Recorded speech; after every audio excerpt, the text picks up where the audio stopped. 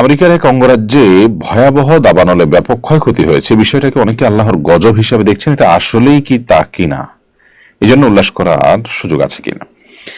প্রথম কথা হলো যে যে অঙ্গরাজ্যের যে শহরে এই ভয়াবহ দুর্ঘটনা ঘটেছে, যেটাকে আমরা হলিউড হিসাবে জানি, সেই হলিউডে, ক্যালিফোর্নিয়ার সম্ভবত একটি শহর,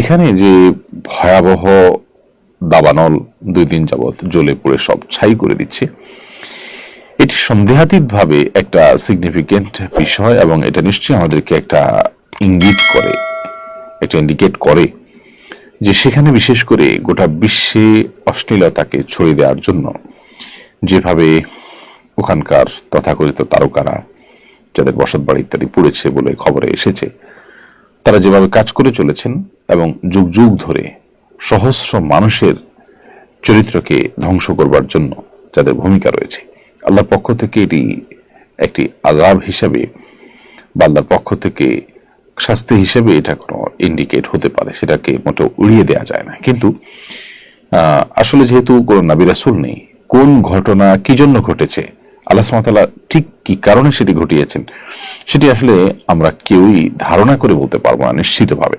হ্যাঁ, আমাদের প্রবল ধারণা তৈরি হতে পারে, যেটি গজব হওয়ার জোরালো সম্ভাবনা আছে, সেভাবে আমরা বলতেই পারি। কিন্তু এটি গজব নাকি এটি সাধারণ কোনো ঘটনা যেটি আল্লাহ সুবহানাহু ওয়া তাআলা অনেক সাধারণ এলাকাতেও ঘটিয়ে থাকেন, সেটা একমাত্র আল্লাহ ভালো জানেন। তো বাহ্যিক দৃষ্টিকোণ থেকে বোঝা যায় যে যেখানে পাপাচার অনেক বেশি হয়, সীমা ছাড়িয়ে চলে যায়, আল্লাহ সুবহানাহু ওয়া তাআলা ঢিল দিয়ে রাখেন, মানুষের সংশোধনের সুযোগ দেন, একটা পর্যায়ে আল্লাহ সুবহানাহু ওয়া তাআলা পাকড়াও করেন। আমরা জানি ইতালির যে পম্পেয় নগরী, পাপের নগরী হিসাবে পরিচিত এই পম্পেয় নগরীতে আল্লাহ রাব্বুল আলামিন ঠিক একইভাবে দাবানলে পুড়ে এমনভাবে ছাই করে দিয়েছেন, শত শত বছর পরও আজও সেই শহর সেভাবেই ভস্ম হয়ে এখনো পৃথিবীর মানুষের কাছে শিক্ষার উপকরণ, উপদেশ গ্রহণ করার মাধ্যম হিসেবে এখনো ঠায় দাঁড়িয়ে আছে। হলিউড সেরকমই একটি দৃষ্টান্ত স্থাপন করেছে কিনা সেটার জোরালো সম্ভাবনা আছে, এবং এখান থেকে আমাদের ব্লেম বা এখান থেকে আমাদের উল্লাস করার চাইতে বরং শিক্ষা গ্রহণ করবার প্রয়োজনীয়তাটা অনেক বেশি। ব্যক্তিগত জীবনে আমরাও যারা সীমা লঙ্ঘন করি, সীমা ছাড়িয়ে যাই, আল্লাহর অবাধ্য হয়ে যাই, আমাদের জন্য এটা অবশ্যই সতর্কতা এবং এটা অ্যালার্মিং একটি বিষয়। এবং এর মাধ্যমে অন্য যারা আল্লাহর অবাধ্যতা লিপ্ত আছেন তাদেরও সংশোধন হওয়ার বা ফিরে আসার সুযোগ তৈরি হয়। বিধায় আমরা সেখান থেকে শিক্ষা গ্রহণ করার চেষ্টা করব।